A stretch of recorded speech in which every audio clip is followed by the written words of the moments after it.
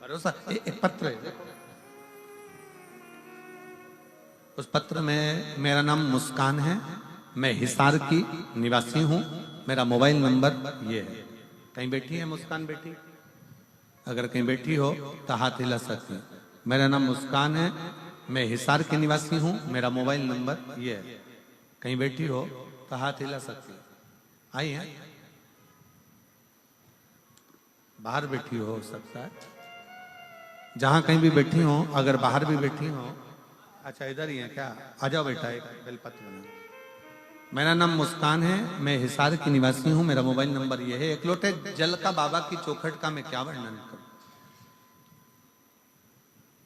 गुरुदेव, मुझे मेरे NEET PG की परीक्षा की तैयारी कर रही थी। मैं बचपन से कभी पर बाबा के दरवाजे पर नहीं गई, कभी मैंने प्रणाम नहीं किया। पर पहली बार 2023 से मैं, क्योंकि पढ़ाई में लगी रहती, शिव का स्मरण नहीं कर पाती, पर 2023 में मैंने एग्जाम दिया, लेकिन मेरा नहीं हुआ। आखिरी में मेरे परिवार के लोगों ने, मेरी माँ रोज शंकर जी से प्रार्थना करती, आपकी कथा सुनती, तो मेरी माँ ने मुझसे कहा कि तू भी शिवालय जाया कर, एक लोटा जल चढ़ाया कर। वो सियोर वाला महाराज कहता है कि मेहनत को 4 गुना करो, अपने परिश्रम को बढ़ाओ, और जिस दिन तुमने रात दिन एक कर लिया, रात दिन पढ़ाई में लगा दिया, और पूरी मेहनत यदि आपने करी है, तो वो सियोर वाला महाराज कहता है कि आपका रिजल्ट अच्छा जरूर आएगा। तो मैंने अपनी माँ के कहने पर अपनी पढ़ाई को 4 गुना बढ़ा दिया, और शंकर के मंदिर में जाकर एक लोटा जल चढ़ाना, झाड़ू पोछा करना, भगवान शिव से प्रार्थना करना। आज मैं बाबा को धन्यवाद देने के लिए आई हूँ कि मेरा नीट में सिलेक्शन हो गया, और मेरा एमडी जनरल मेडिसिन में सिलेक्शन होकर आज बाबा की कृपा से मुझे गवर्नमेंट कॉलेज भी मिल गया। मैं शिव को नमन करने के लिए आई हूँ। ये शिव तत्व है, आपका विश्वास। अजब।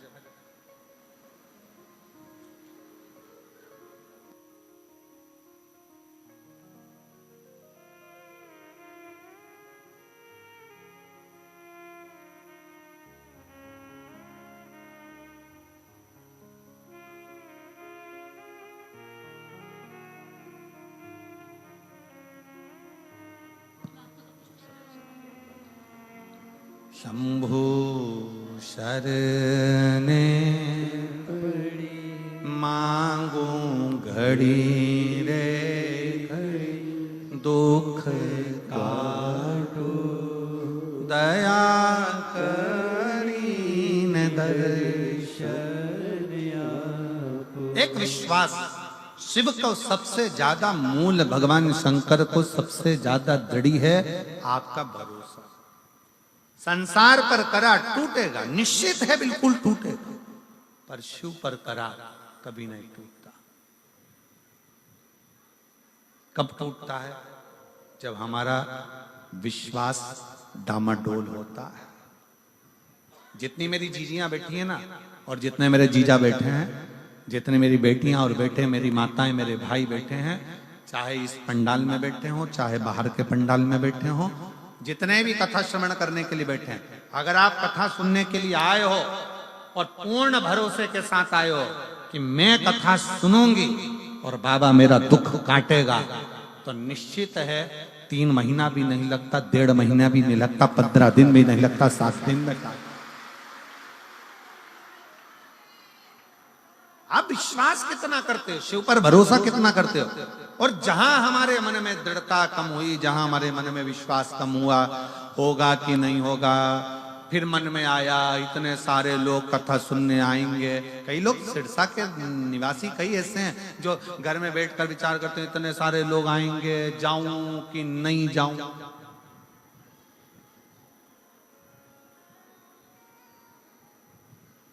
इतने सारी भीड़ होगी, जाऊं कि नहीं जाऊं। तो फिर एक बात ये भी कह देना, बैकुंठ में भी तो इतनी भीड़ होगी, वहां जाके क्या करूंगी? फिर कोई दूसरा लोग चले जाओ ना, ना। एक दिल्ली की एक बहन आई है,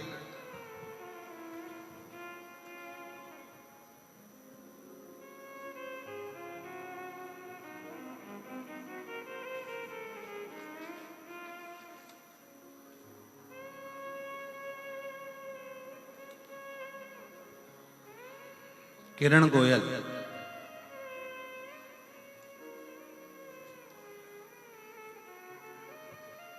मैं हिसार न्योली कला की न्योली कला के निवासी हूं। मैं श्री दिल से गोपाल जी कांडा जी का, गोविंद जी कांडा जी को मैं धन्यवाद देती हूं कि हरियाणा की कहीं बैठी है, कहां बैठी है, आ जाओ, एक बेलपत्र ले जाना, आ जाओ। मैं दिल से श्री गोपाल कांडा जी को, श्री गोविंद जी कांडा जी को धन्यवाद देती हूं।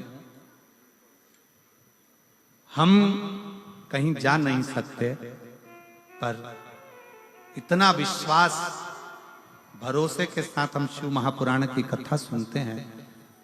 गोपाल जी, आप कथा यहाँ करा लेते हो ना, हम जैसी बहनों के ना जाने कितना कितना कृपा आप कर देते हो, जो हमारे दिल की मुराद पूर्ण हो जाए।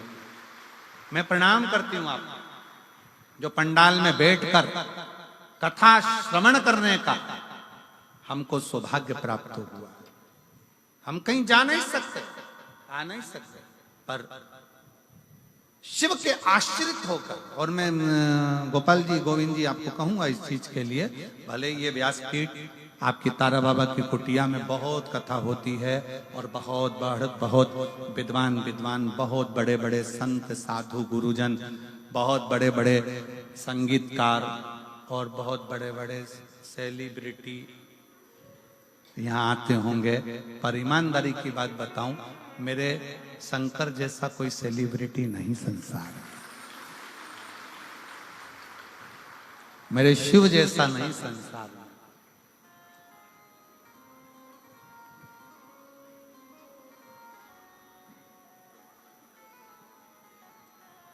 ये कथा शिव महापुराण की, जो तारा बाबा की कुटिया की जो कथा है, ये कथा केवल कथा नहीं है, केवल कथा नहीं। यहाँ तारकेश्वर महादेव के सम्मुख में बैठकर, तारा बाबा जी के इस कुटिया में, उनके घर में बैठकर शिव की कथा सुनना,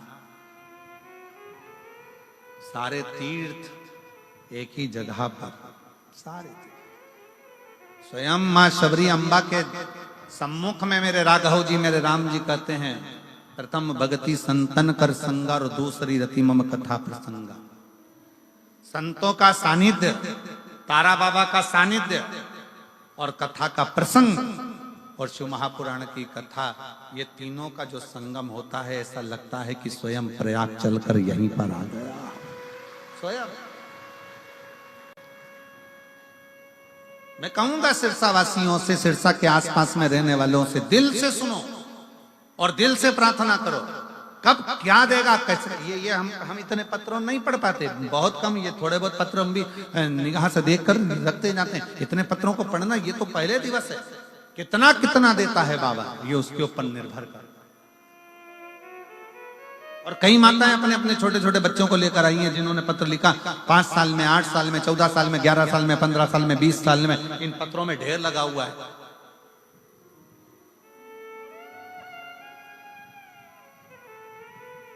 आने वाले समय में सरकार हमारे पीछे पड़ जाएगी। हम तो जनसंख्या निरंतर रोकने की कोशिश कर रहे हो, तुम बढ़ाने की कोशिश कर रहे हो।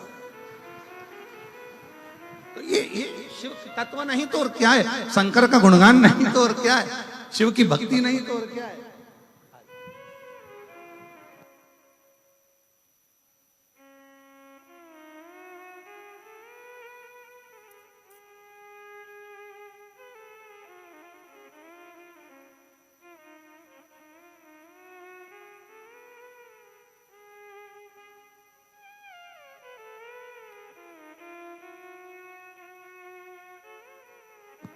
हम तो बाबा के भरोसे चलते हैं, हम तो बाबा के भरोसे चलते हैं। ये दुनिया वाले जलते हैं, ये दुनिया वाले जलते हैं, डमरू वाले के भरोसे चलते हैं, तारा बाबा के भरोसे चलते हैं। उसके समर्पित होकर, विश्वास रखकर, विश्वास।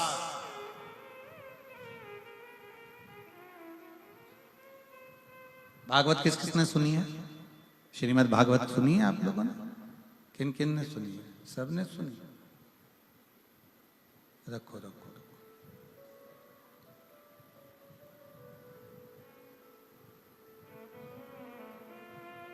भागवत में एक प्रसंग आता है,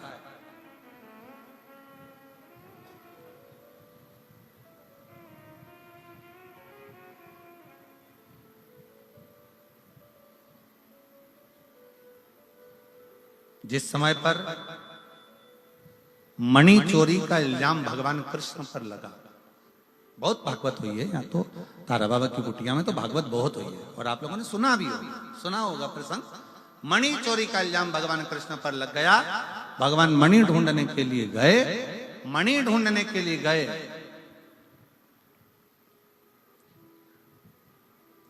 तो एक भालू का पुत्र, जामवंत का पुत्र उस मणि से खेल रहा था। सुना है ना प्रसंग? जम के तो बोलो। आजकल सिरसा वालों ने बोलना बंद कर दिया है क्या?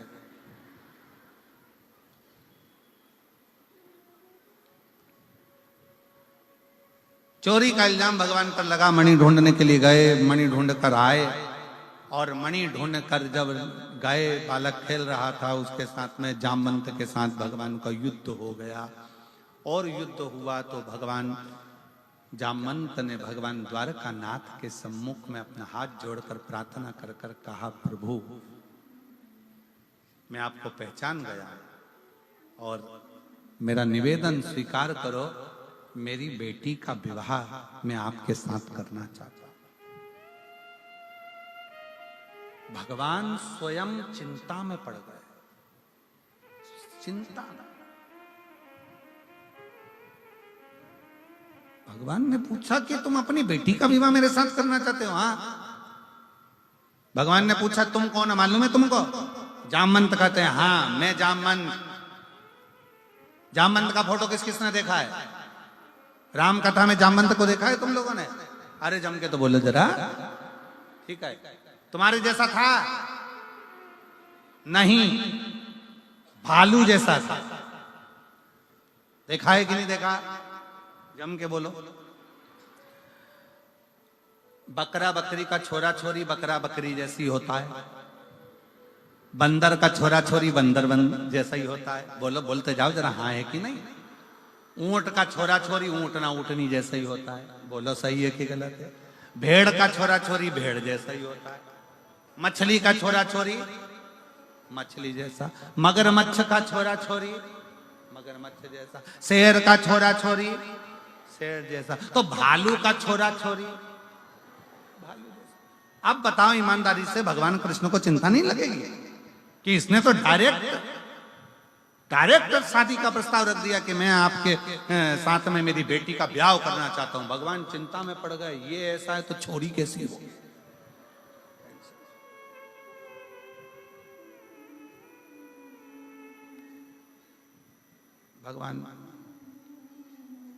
भगवान बोले मैं 24 घंटे तो पहले मैं सोचूंगा, फिर ब्याह करूंगा। बस तो फिर मैं डायमंड भी नहीं दूंगा, वो जो हीरा था वो रख लो। ठीक है। भगवान बैठे शांत चुप नमन। भगवान ने कहा ठीक है मैं विवाह करने को तैयार हूं, पहले लड़की देखूंगा। ठीक है चलो। अब जो जामवंती को देखने के लिए भगवान गए, अब भालू की छोरी थी,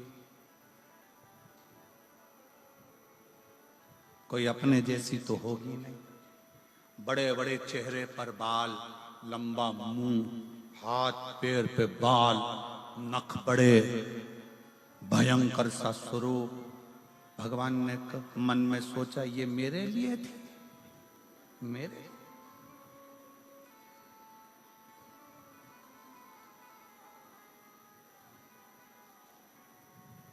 भगवान कृष्ण फिर चुप हो गए।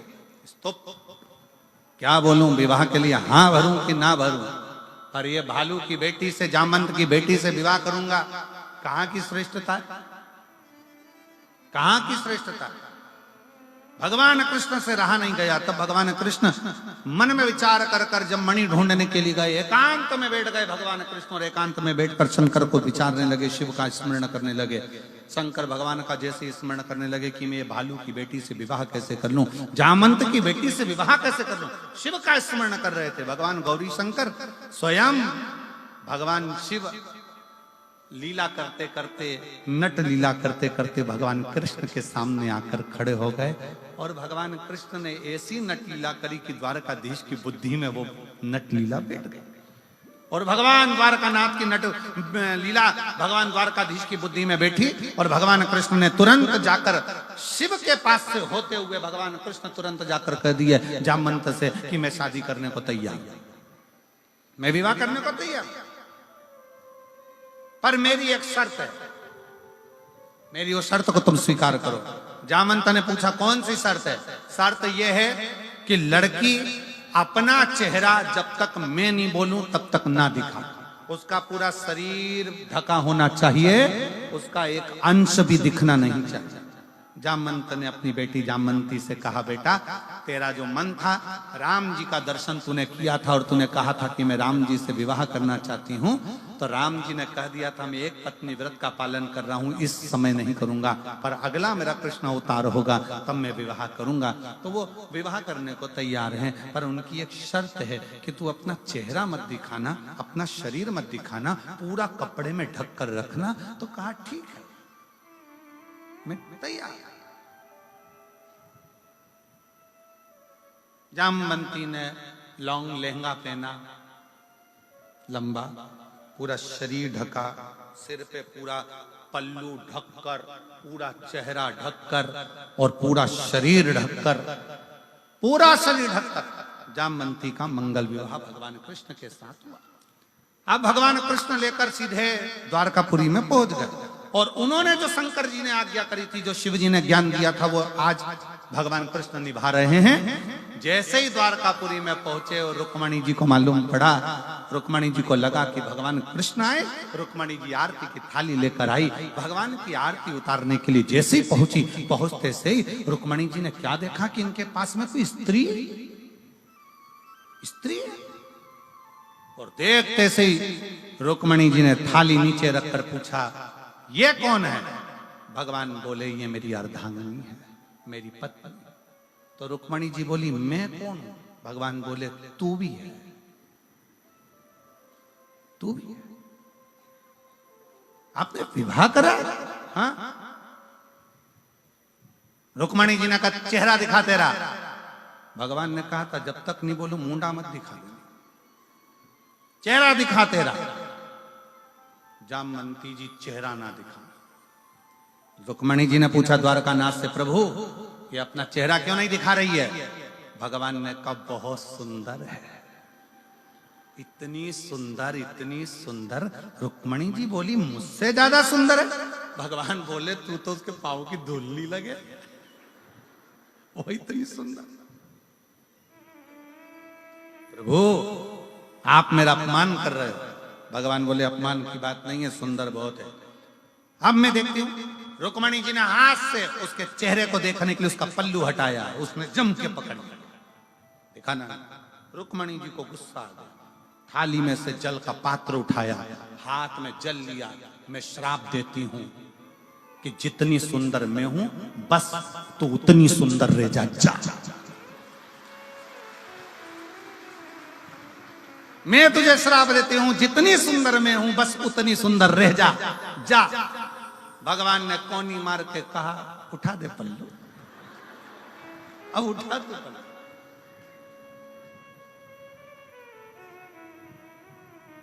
शिव क्या करता है? शिव ये करता है, शिव डायरेक्ट नहीं देता, थोड़ा घुमा फिरा कर देता है, पर देता बहुत अच्छा, देता बहुत। और जामंती का चेहरा रुक्मणी जैसा हो गया, सुंदर हो गई। जामंती बड़ी सुंदर दिखी।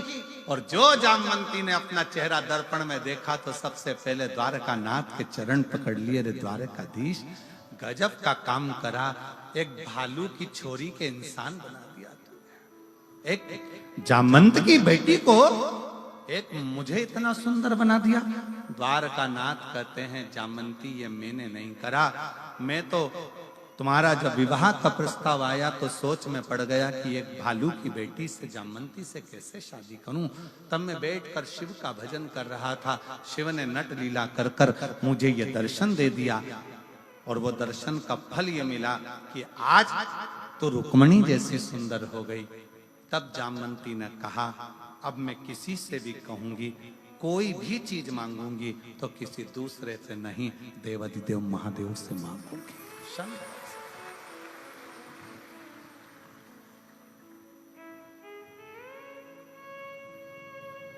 और नहीं तो वो पर्दा कराया ही काय को था भगवान ने।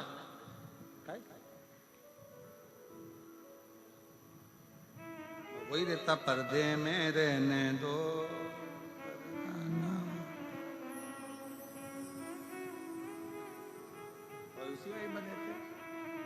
यह शिव तत्व है, भगवान शंकर की भक्ति है, शिव का स्मरण है, शंकर का मंत्र जाप, शंकर का नाम जाप। दुनिया के लोगों को लगता है भगवान हमारी नहीं सुन रहे, दुनिया के लोगों को लगता है भगवान हमारी कब सुनेंगे। सुनता है, थोड़ा समय लगता है, समय लगेगा पर देगा। एक पत्र है, देखिए,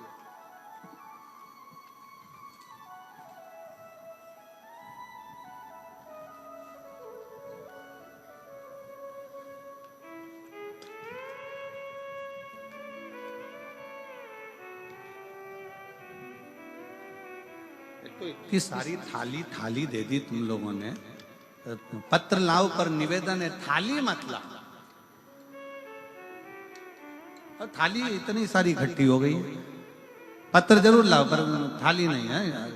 मेरा नाम सुमन सुरेंद्र कुमार, गांव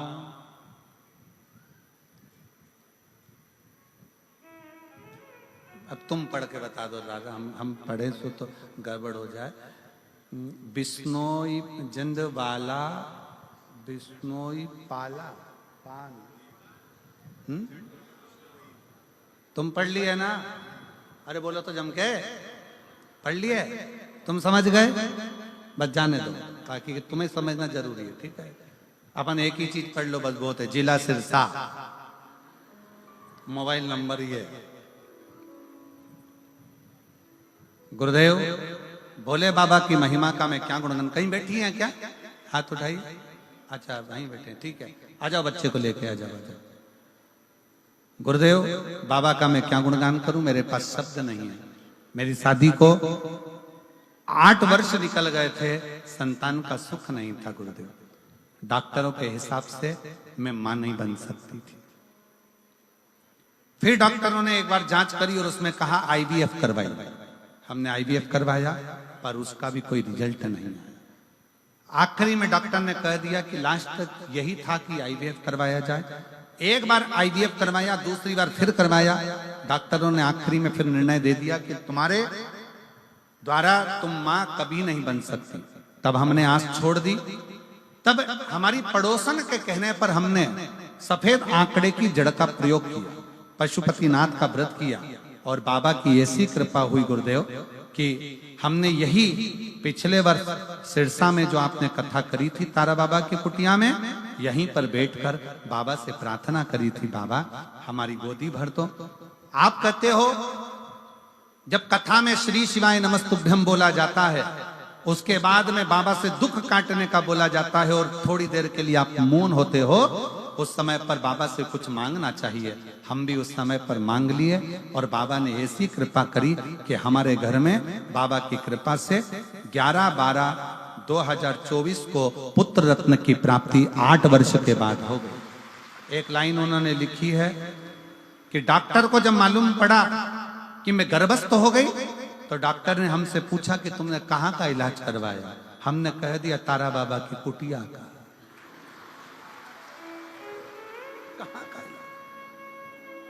अच्छा, एक तो ये हरियाणा के लोग बोलते बड़ा विचित्र है और लिखते भी।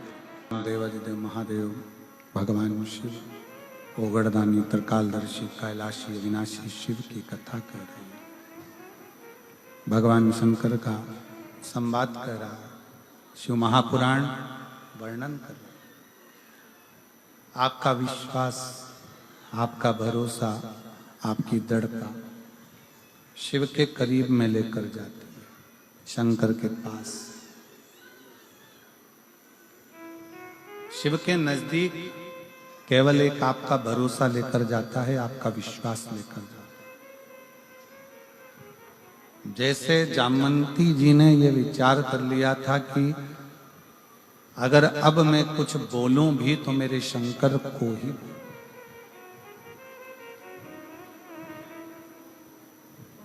आप कितना विश्वास रखते हो शंकर के प्रति?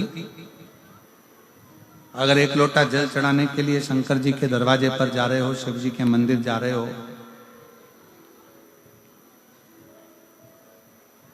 शिव के करीब में जा रहे हो, तो ये विश्वास मानकर जाना कि मैं शंकर को अपने हृदय का भाव कहने के लिए, अपने दिल की बात कहने के लिए जा रहे हो।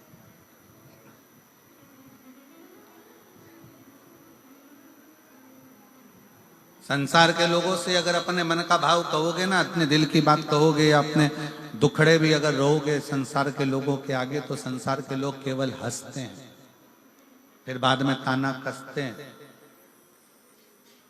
पर यदि अपना मन का भाव, अपने हृदय का भाव, अपने दिल की बात यदि देवादिदेव महादेव से कहोगे ना, ना वो हंसता है ना ताना कसता है, वो हंसने वालों पर और ताना कसने वालों पर मुख पर भी बैन लगा देता है। ऐसी कृपा एक दिन शिव कर दे, ऐसी करुणा शंकर कर।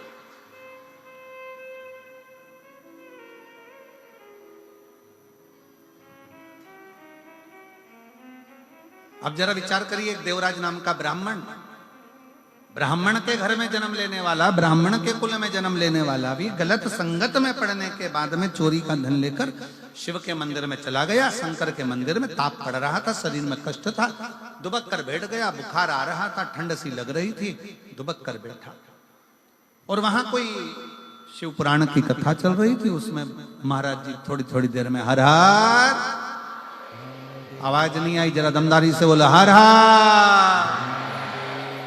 ऐसी अब आवाज जोरदार। जैसे ही उसने हर हर महादेव कहा, जैसे ही उसने हर हर महादेव कहा, थोड़ी थोड़ी देर में उसको मस्तक में दर्द हो, वहां से बाहर निकल गया, बेलपत्री के वृक्ष की छांव में जाकर बैठ गया। और बेलपत्र के वृक्ष की जो छांव थी, उसमें जब वो बैठा, उसको मालूम नहीं है कि मैं बैठ रहा हूं तो कहां बैठा।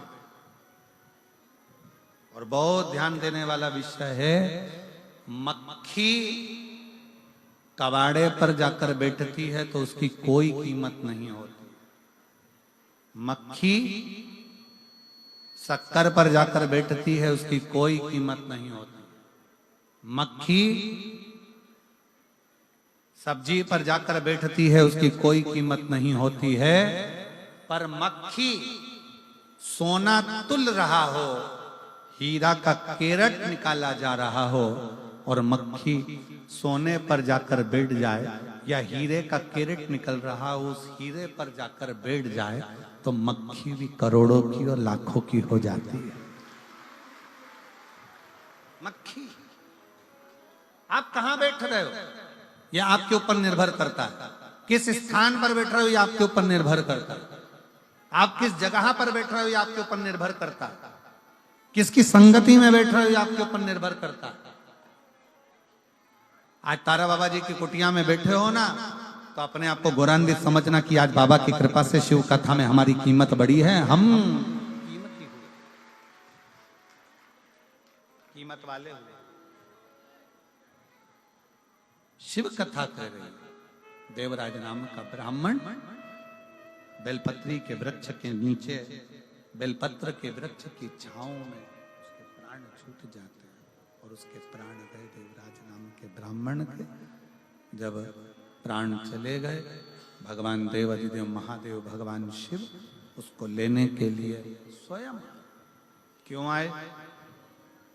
एक बेलपत्र की छांव के नीचे एक शंकर का शिवालय देवालय और एक अपने गुरु की छांव के नीचे गुरु की शरणागति में, ये तीन जगह ऐसी है जहां व्यक्ति जब जाकर बैठता है तो उसका कल्याण निश्चित होता ही होता है। कल्याण होता है। गुरु के चरणों में जाकर बैठिए, आपका कल्याण निश्चित होगा। शिव के मंदिर में, शिवालय में, शंकर की चौखट पर जाकर बैठिए, आपका कल्याण निश्चित होगा। और बेलपत्र के वृक्ष की छांव में,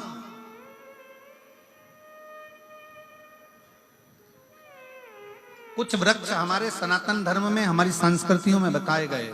आंवले का वृक्ष, पीपल का वृक्ष, बट वृक्ष, शमी वृक्ष, बेल वृक्ष, ये कुछ वृक्ष ऐसे हैं जिनकी छांव में बैठने से फल की प्राप्ति होती है।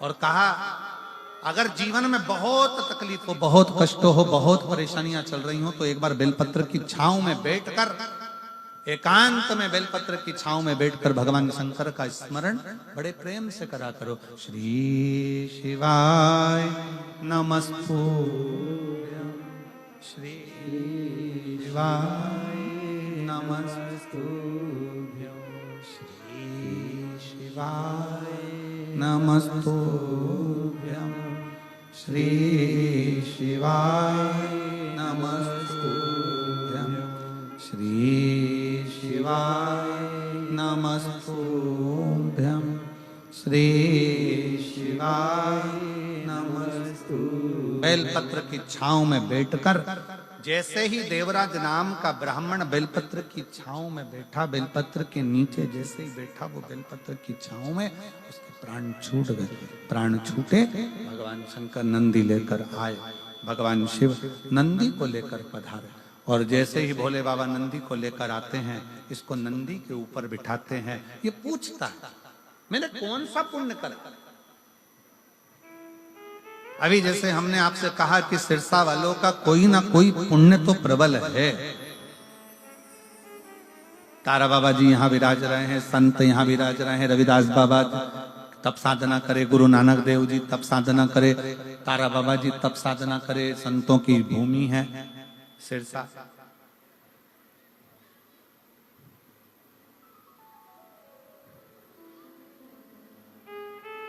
पूरे भारत में केवल सिरसा एक ऐसा स्थान रहा जहां पूरे भारत में अंग्रेजों ने अपना कब्जा कर लिया था।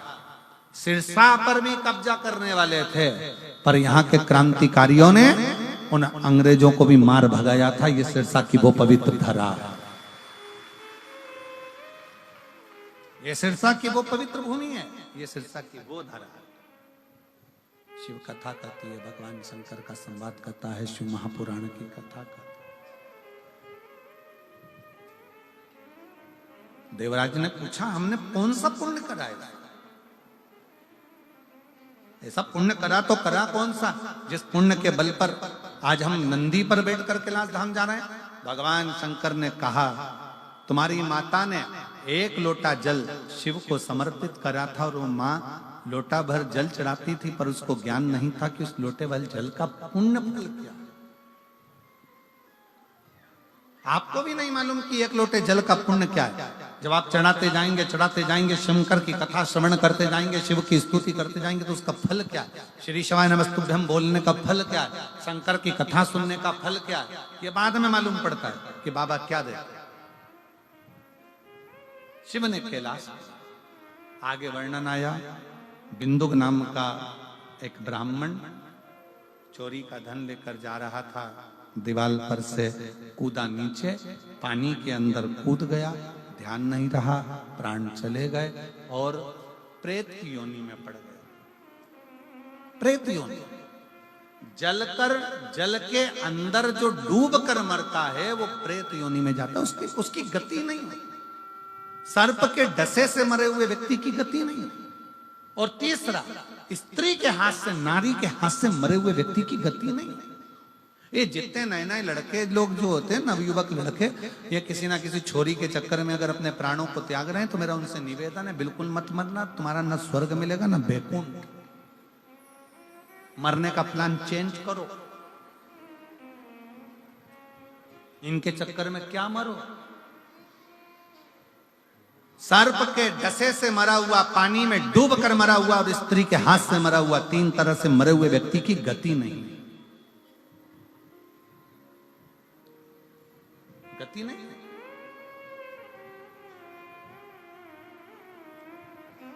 बहुत समझिए, बहुत। बिंदुक को प्रेत की योनि मिल गई, भटकता रहा, चंचुला देवी के नैनों में जल भर गया। चंचुला देवी ने विचार करा, अपने पति को परम पद कैसे भेज सकती हूं, तो काशी की यात्रा करी और काशी के ही यात्रा में अपने प्राणों को त्याग दिए। चंचुला देवी पार्वती जी की सहेली बन गई। बिंदुक प्रेत योनि में पड़ा हुआ चंचुला ने जाकर निवेदन करा भगवान शंकर पार्वती से, प्रभु कृपा करिए, मेरे पति को मोक्ष दीजिए। तब तमरुका जी के मुख से शिव महापुराण की कथा को श्रवण किया है और तमरुका जी के मुख से कथा को सुनकर बिंदुक प्रेत योनि में शिव तत्व को धारण करता है। स्वयं ईश्वर जी, गोरा जी, स्वयं गणा और गौर बनकर भगवान शंकर पार्वती आ रहे हैं। एक बार जोरदार ताली बजाकर गणा और गौर बनकर शिव जी आए हैं। ईश्वर जी और गोरा जी के लिए जोरदार ताली बजाएं, गणा और गौर के लिए। गणगौर बनकर, गणा और गौर बनकर भगवान शंकर पार्वती यजमान बनकर कथा का रास्ता